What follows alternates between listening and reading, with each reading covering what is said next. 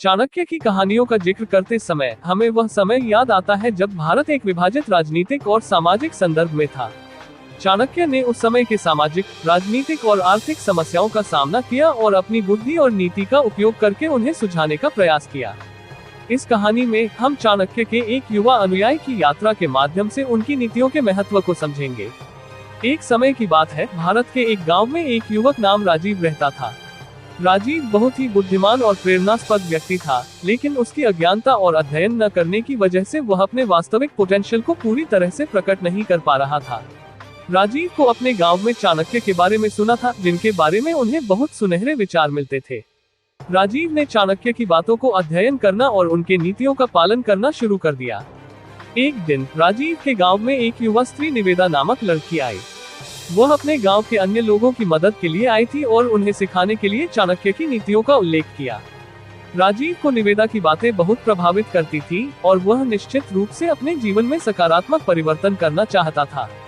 उसने निवेदा से चाणक्य की नीतियों के बारे में अधिक जानकारी प्राप्त की और उन्हें अपने जीवन के लिए अनुप्राणित करने का निर्णय लिया। राजीव ने अपने जीवन में चाणक्य की नीतियों का पालन करना शुरू किया। जैसा कि राजीव ने चाणक्य की नीतियों का पालन करना शुरू किया, उसका जीवन उसकी सोच और क्रियाओं में बदलाव लाने लगा। वह अपनी सोच में सकारात्मकता और समझ में वृद्धि का अनुभव करने लगा और अपने लक्ष्य को प्राप्त करने के लिए प्रेरित हो गया। चाणक्य की नीतियों का अनुसरण करते हुए उसने अपनी शक्तियों का प्रयोग करना शुरू किया और अपने सपनों को पूरा करने के लिए प्रयास किया।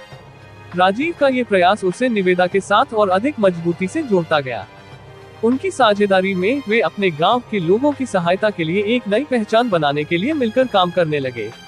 उन्होंने साथ मिलकर गांव के बच्चों के लिए शिक्षा की सुविधा प्रदान की, गांव के विकास में सहायता की और अपने समुदाय को सामाजिक और आर्थिक दृष्टि से सशक्त बनाने का प्रयास किया। धीरे धीरे राजीव का गांव उसके प्रयासों और उनकी सामाजिक पहचान के कारण उन्नति करने लगा। लोगों के बीच उनकी भावनात्मक संबंधों में बदलाव आया और वह एक समर्थ और प्रेरणास्पद नेता बन गया। राजीव ने चाणक्य की नीतियों के माध्यम से न केवल अपने जीवन को समृद्ध किया, बल्कि अपने परिवार और समुदाय के लिए भी एक महत्वपूर्ण योगदान दिया। इस प्रकार राजीव ने चाणक्य की नीतियों को अपनाकर अपने जीवन को परिवर्तित किया और अपनी क्षमताओं को पूरी तरह से प्रकट करने का संकल्प लिया। उसकी यह कहानी हमें ये शिक्षा देती है कि जीवन में सफलता के लिए उच्च स्तर की बुद्धिमत्ता, संघर्ष की भावना और समाज के प्रति सेवाभाव आवश्यक है। चाणक्य की नीतियां हमें एक उज्जवल भविष्य की ओर अग्रसर करने में मदद कर सकती है।